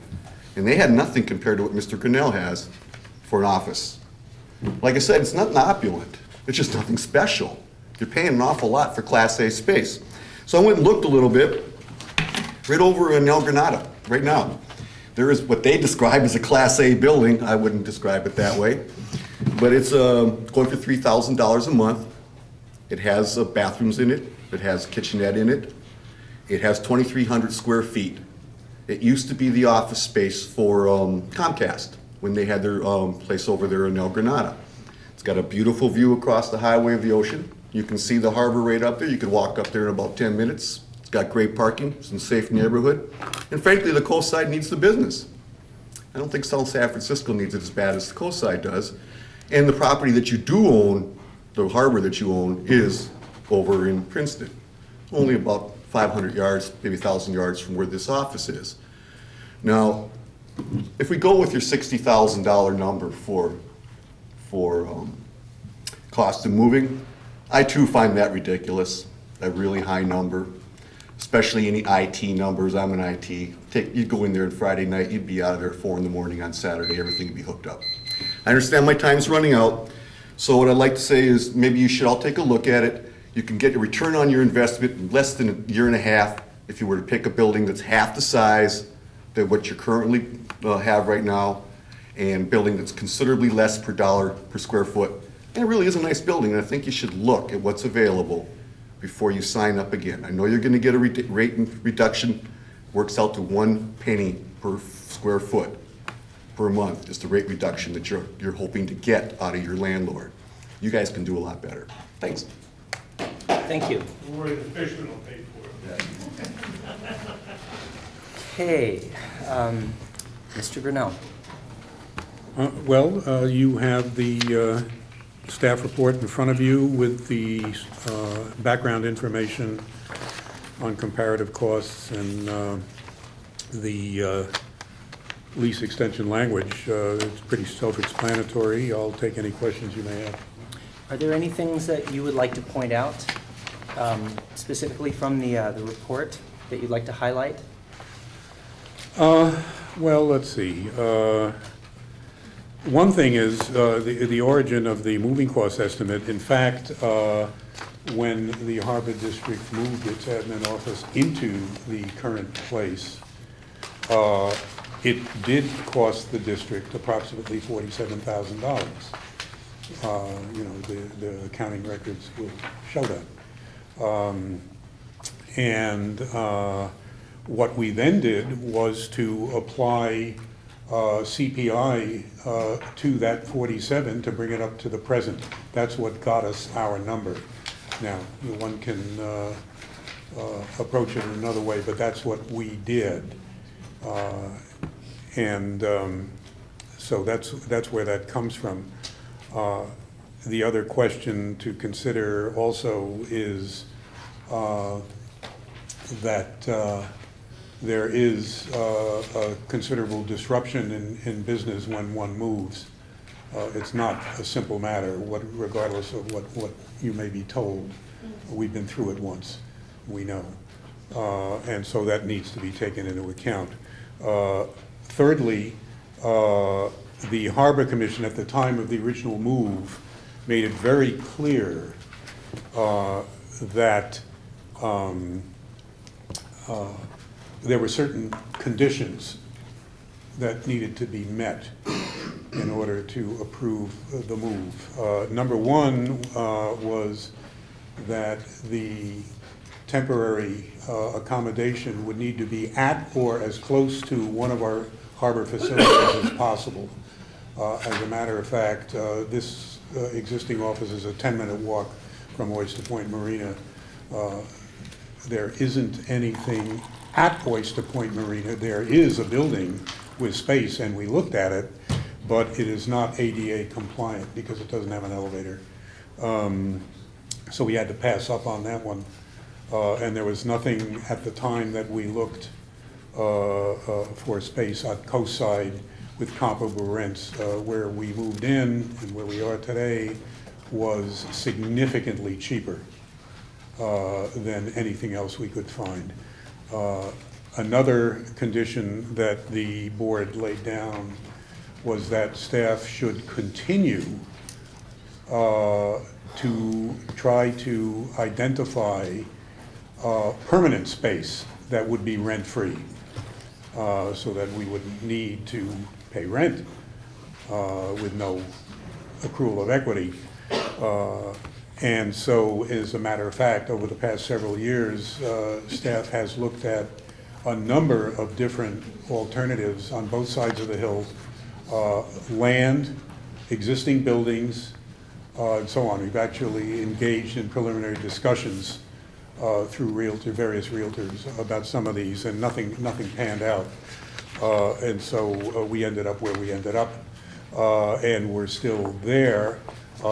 Since then, as you know, the Harbor Commission has approved a site within Pillar Point Harbor, which the Harbor District owns, zero cost, on which to build a new multi-purpose building that would not only include the administration office, but a meeting room not only for the Harbor Commission, but it would be available for public use and a variety of other purposes, and a San Mateo Coast Visitor Center, space for which would be rented by the Gulf of the Farallones National Marine Sanctuary. So we would be getting, granted over a period of years, but we would be getting costs of the new building at least partially recouped from that rental. If there's additional space possible in this multi-use building for yet another rental, that would add to it. And so just moving to another rental place with no equity being approved, with no other source of income, doesn't seem to be a particularly cost-effective alternative, given that the district, based on the Harbor Commission's prior decision, will be moving ahead to erect permanent quarters. So that's just by way of background here. The one thing you should notice is also in the lease extension, you have to inform the landlord very quickly. Basically, if you didn't take action tonight, you'd have to do it at the next board meeting in order to be able to exercise the option. Thank you. Commissioners? I have comments. Commissioner Brennan? So I'd just like to start by saying that I brought up concerns about our lease agreement at least 6 months ago at a commission meeting here in South San Francisco, and felt that we should look into this and start coming up with some more cost-effective solutions ASAP, so that we don't get into a situation where we need to act quickly. Obviously, if we were going to decide to move to more efficient accommodations, that would take some planning and doing, which is why I tried to get a jump on the whole process. And nobody on the board was interested. In fact, I think Commissioner Tucker made some statements about it at the time, which I won't go into now. But this business about moving costs being $60,000 for 7 employees, to me, sounds outrageous. And, you know, it really makes me wonder about the other costs that staff is recommending to this board. And, you know, it really undermines my faith in staff when this sort of number is presented. I have a business. I mean, I think a lot of people know, we've heard from the public, that this figure is just way out of line with what we should be considering paying if we were going to be moving. So that's my comment about that. I believe that when the board approved moving to South San Francisco from the former location, which was the harbor master's office at Pillar Point Harbor, that's where all the staff, the management staff and the, sorry, I shouldn't say management staff, that's where the admin staff and the harbor patrol staff for Pillar Point Harbor was located previously.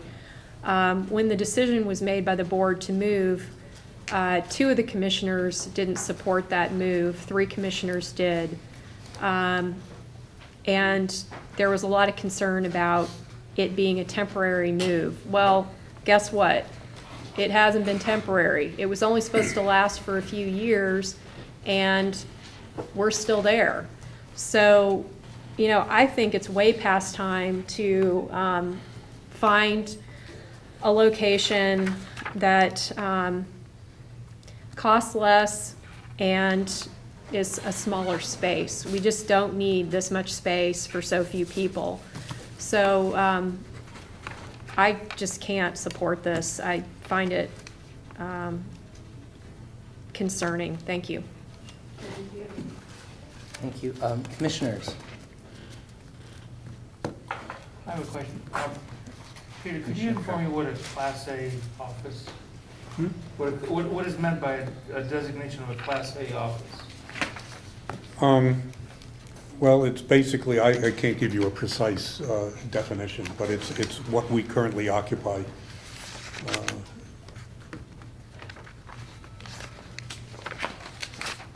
Okay, because I'm not really up on real estate terms. The facilities that are in there and then the level of Okay. construction and so on is basically what it refers to. Okay, is there anything else? Because I have some questions too. Yeah, I think that we've heard public comments from 2 people that have mentioned that from their personal and professional experience, that this could be, that these numbers could be out of line, and are offering suggestions for other alternatives. So I think I would like to follow up on that level of input to see if there could be a compatible real estate terms that could be afforded to the district. And again, I don't know if Class A, if that's something that being a government agency is required for different reasons. I'm not sure. So if I'm wrong, I'm wrong. I apologize. So, but if there's, I think that this should be evaluated a little bit more in terms of other options. Make comments? Mr. Grinnell. A couple of comments. Again, let me point out that you basically have about till the next board meeting to decide, which means that we would have to drop everything and come up with various alternatives based on criteria that you tonight have to give us. Point here being, number one, how much space do you as a Harbor Commission feel that your administrative staff should have? Bear in mind that a large portion of the current office includes a conference room in which you as Harbor Commission have met a number of times. We use it for certain purposes like preparing board packets and occasional other meetings. And so to assume that all of that space is actually eaten up by individual staff members is a fallacious assumption. It has other purposes. So on the other hand, again, there are businesses, there's other local governments, state governments, federal governments. They all have different standards for square footage for a given individual for an office. Again, a couple of our staff require certain space for their files and ability to have confidential conversations with staff and other people. That needs to be taken into account. So it's not a simple matter of just saying, okay, 7 people divided by X number of square feet, it's not as simple as that. So you would need to give us guidance as to what we need to look for and try to find. The question of Class A and Class B basically, yeah, would be cheaper space. It would not be as well appointed. Exactly what that means we could find out and tell you specifically. The point is that whether it's Class A or Class B, I think is less important than this question of moving costs. Now, you've heard people say it's outrageous, it's unrealistic. I've told you how we arrived at that number. It was from a real number at a real point in time, adjusted by CPI over the past few years. It is not an unreasonable estimate. What it would mean is that moving companies back when we moved would be offering drastically lower than we got. We took the lowest that we could find at the time. So I'm not at all convinced that, in fact, one could find a reasonable moving cost. Again, the question comes up as to the overall context. If indeed this commission intends to build a new multi-purpose building with housing the administration office in it, it would seem unreasonable as one position to take to be looking at 2 moves, not one out of our existing office, and then 3, 4, 5 years later, yet another move. So you got to double the cost, plus augmented by CPI. So there's a bunch of things to consider about that, and we would have to deal with all of that while we were preparing for the next board agenda, responding to Commissioner Brennan's voluminous request for information and various other things. So I put that to you as whether or not you want your staff to undertake that task. Thank you. And Mr. Grinnell, that wasn't necessary to well, single out a with all due commissioner like respect, That was time is taken. Okay, your we are point is keeping well- track of the time. Okay, your point is well taken on Harbor District work. Okay. There's a lot of Harbor District work. We didn't need to be like that. Just one sec here. I just want to go in the order, Commissioner Brennan and then Commissioner Holsinger, and then I have something to say, and then I think we might be ready to take action on this. Commissioner Brennan. So we're years away from building an administrative office slash visitor center at Pillar Point Harbor because we haven't got any plans in place. We have no permit approvals. We basically haven't even begun to, not realistically. So, I mean, that could be 10 years out. So we're looking at a ways off in the distance. And meanwhile, what are we going to keep throwing the public's money away on this bloated office space? That doesn't make any sense to me at all.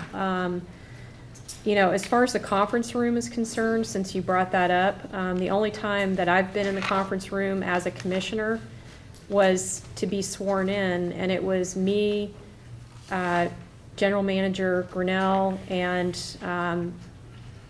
Marietta Harris. We certainly didn't need that big conference room for the three of us. That's the only time I've ever been in that conference room as a commissioner. So just don't think it's getting the level of use as is being portrayed here tonight. As far as the tours that apparently the public has been taking of the office space, I've never been in the office space beyond what you see from the front desk and the conference room. I've never been invited to go behind the scenes into the inner sanctum. So you guys have seen a lot more than I have.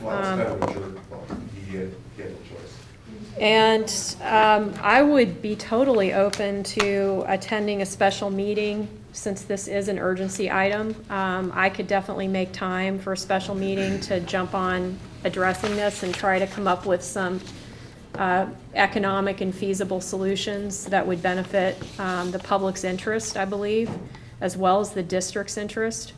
And just back to this business about, us paying $47,000 when we originally moved and now needing to pay $60,000 in moving costs if we were to move today. If we did pay $47,000, which it sounds like we did, that was an outrageous waste, and that was way too much for what happened there. So I would hope that no waste like that would ever happen again. That's all. Thank you. Commissioner Holsinger, and then I have comments if there aren't any other ones. I certainly don't second guess the decision to move out of the offices at the Pillar Point Harbor that we were in to something different, ultimately resulting in where we are now.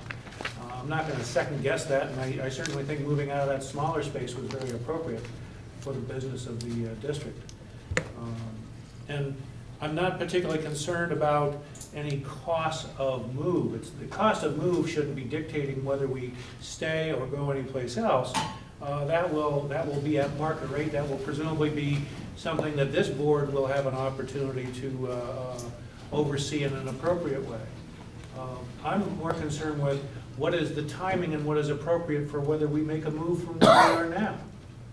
And I'm certainly one of two commissioners that are the new kids on the block in dealing with the longevity of the district and its current offices. So I'm happy to defer to somewhat to the more seasoned commissioners on that issue. But that being said, I do agree that we're likely to have any office that we construct on Harbor District property on the coast side be part of the strategic plan. So there's going to be a process there. There's then going to be a time delays as that moves forward. And while I would hate to think that it's going to take 10 years, it's certainly not impossible. I think we're probably looking at 5+ years before we might be in new offices on Harbor District property on the coast side. So for the next 5 to 10 years, what's appropriate? And is it appropriate to make a move now? What I've heard is that when this came up 6 months ago, and Commissioner Brennan had some comments, there wasn't anything reasonably available at that time. I heard comments about smaller spaces that certainly didn't sound appropriate. Now I've heard some information suggesting that there's one space that might, on the coast side, that might be appropriate to consider. And that's something that came up recently. So in terms of how much time we have to make the decision, that is something so short-term, it's not a reason to necessarily delay. We're looking at a 3-year renewal here. It's just a question of whether or not we're going to stay here 3 years with no changes and then contemplate moving at the end of this lease once we have clarity on what's happening with building our own structure. That makes a little more sense to know what it is we're looking at that time. I hesitate to suggest that we should move into something smaller and save some money short term, but at what cost? Indeed, disrupting the staff is certainly an issue. I have been in the offices. I guess I have been invited into the inner sanctum. There's a couple of offices there that perhaps are a little bit larger than you might expect for staff, but I see them filled with file cabinets and all sorts of materials. They're being used to work in, and as it's been suggested, there's nothing particularly fancy or luxurious about them. District Manager Grinnell's office has a conference table in it, so it serves a purpose for meeting. The big waste of space is twofold: in this large conference room we have, and in the public area where we have 2 or 3 staff people out in an open work area is certainly bigger than is necessary. So while I see that it could be smaller, again, I'm not going to second guess how we got there in the first place. It seemed appropriate at the time to the commissioners and the manager then making that decision. I don't think we're in a position to make a decision at the expense of losing our option for a more favorable rate by saying, no, we're going to go look at someplace else and see if that space is suitable for us, if it's available short term. We're in the middle of some major renovations. We're in the middle of some major capital maintenance projects. We're in the middle of some major demands on staff time, separate and apart from any Public Records Act requests or any requests of any commissioner that impose on staff's time. We're in the middle of some major things happening in the district, and we simply need to marshal and manage that time availability in an appropriate way. And I don't see losing the money here now as the opportunity for the rate we have now under the option as being a responsible way to manage all of our responsibilities. Thank you. And I would like to, do you have a comment, Commissioner? If you don't mind. Thank you, Mr. President. First, let me just say thank you to the 2 individuals that took the time to go up there. And that's really appreciated. I don't know, I suspect hiring a union moving company, which we would do, I suspect, and moving can certainly approximate $40 or $50 or $55,000. The IT I have no knowledge of. Even if it doesn't, I think the concern here has to be penny wise and dollar foolish. I was one of those who voted to move out of the old Pillar Point Harbor Master's office. That was just a joke. And no place was available on the coast. And staff looked, so they moved over to South San Francisco. It was the hope then that we would build our own offices on property we owned along the coast. That didn't work out for us, so that didn't happen. Now we're kind of stuck, if I can use that word, in South San Francisco. I'll yield to whatever my colleagues want to do. I would hate for us to lose the option window that we have, because then it's going to cost us more money, and then we're chasing our tail, and that won't work. I could be prepared, and I'll be honest with you tonight, to vote for what is recommended.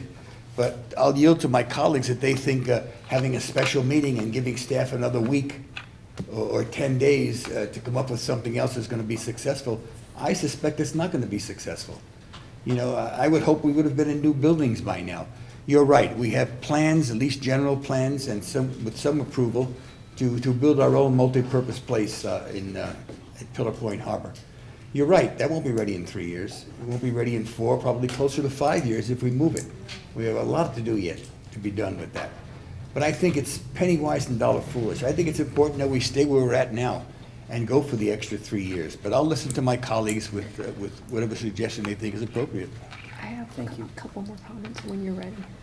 Okay, okay, this will be the last one, and then I will go, okay? Because Yes. I've been Well, dying you could to go go. first. No. I'm trying to follow protocol as much as possible where the chair speaks last, so go Okay, ahead. well, I don't mind. Please. So just a quick question. How many years, again, have we been in the current space that we're in now? 10. 10 years? Okay, thank you. And, you know, I haven't been in the inner sanctum, but I've heard that there's a lot of stuff in there. So maybe if we weren't hoarding things from, say, 50 years ago, and I don't know if that's the case, you know, but if we cleaned out the closets and we digitized some things by using technology to scan documents and got rid of some of the boxes that I've seen piled up over at the harbor master's office at Pillar Point Harbor. I know that he's definitely been in favor of scanning and digitizing and organizing our documents in a way that makes them a lot more accessible. You know, that, as far as I know, hasn't moved forward. Correct me if I'm wrong. That sort of thing would make it a lot less cumbersome and cheaper to move, and I know that hasn't happened. But I still don't believe it would cost $60,000 to move, and we would save a ton of money in our monthly lease payments if we had a smaller space. So I do think it's doable, and I think that it should be a priority. It should have been a priority a long time ago, and it's definitely something that I think the board should prioritize. There is space available in South San Francisco that's smaller and competitively priced, and there's also space available on the coast side as well. So I think we haven't done our due diligence to really research our options, and I definitely am not in favor of the status quo as far as just staying where we are. Thank you. Okay, okay, I'd like to make some comments now. And first of all, I want to say that disclaimer, I am obviously not a commercial real estate professional. So I know nothing about this area. Okay, this is something that's completely foreign to me. So I rely heavily upon staff to do the homework for me in terms of commercial real estate assets and pricing and that type of thing.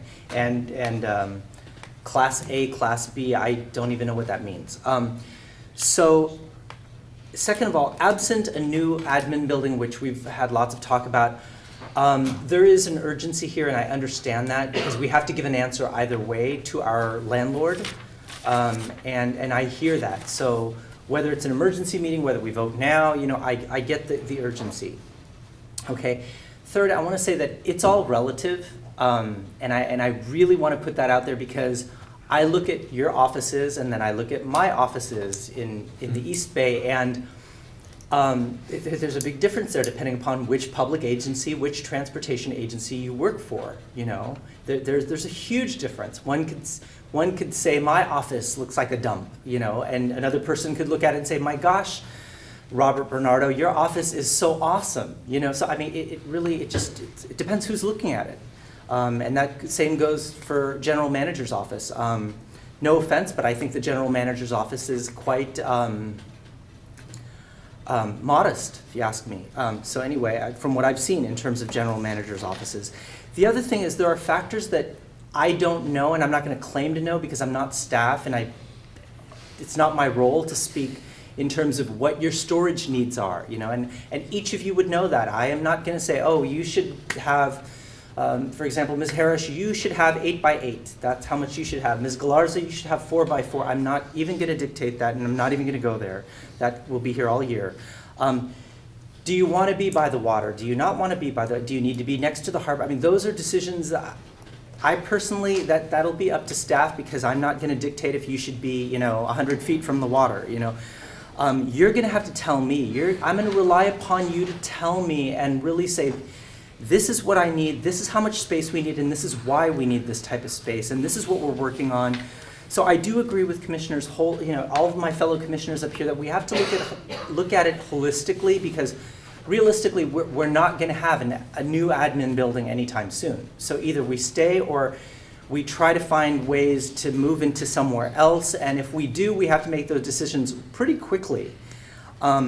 So I don't have those specifics to make that determination. I mean, I would, in my mind, if I were to make a decision right now, what I would need to make that decision would be I envision right now like a chart where you have the Oyster Point Marina building, and then you have like 3 or 4 others with cost comparisons, square foot comparisons, so that I could at least, at a glance, have some idea. And right now I don't have that.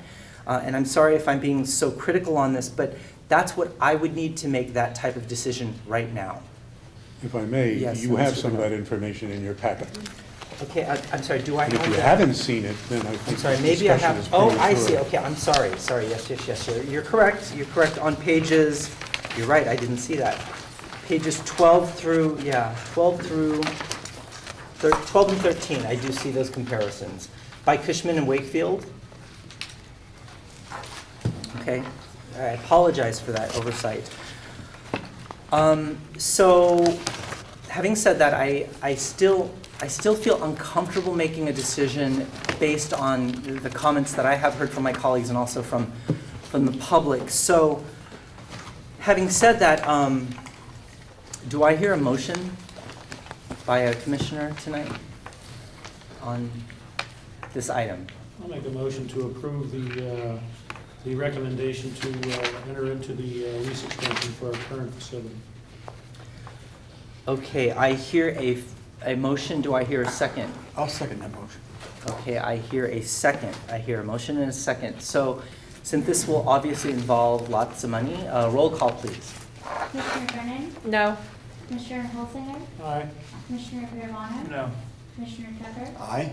President Bernardo? No. So at this point then, Mr. Grinnell, since the vote is no, what are the next steps with regards to our landlord?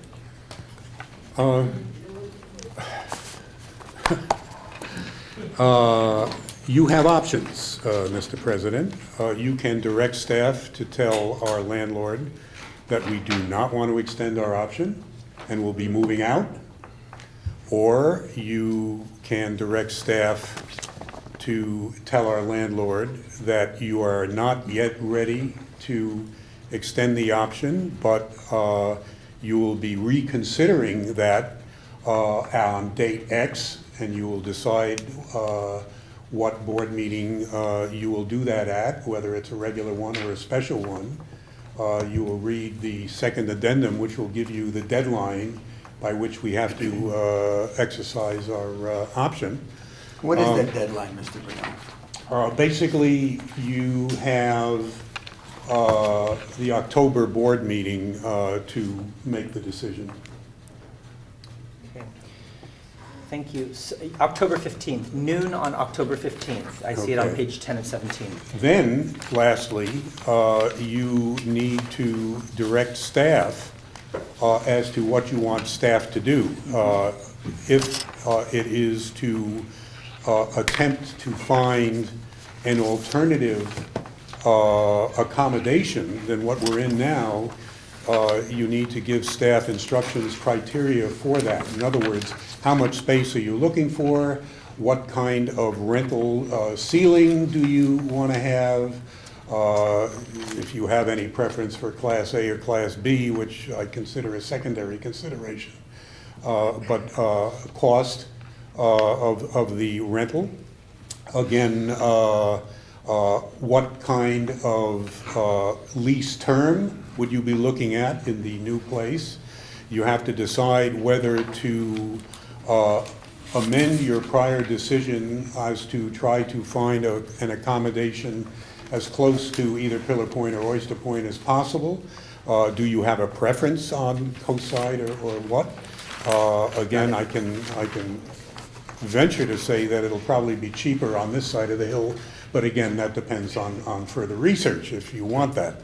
All of that you need to tell us, and frankly speaking, I think you need to tell us tonight or within the next 48 hours so we have enough time to do the homework. Okay, thank you. I will bring that up during, I will raise that issue during the commissioners' comment section Okay. so that we could have that discussion, unless commissioners want to have that discussion right now on this. Okay. I heard a 5-minute break, and I too need a 5-minute break. So if we could just come back in 5 minutes. Okay, thank you.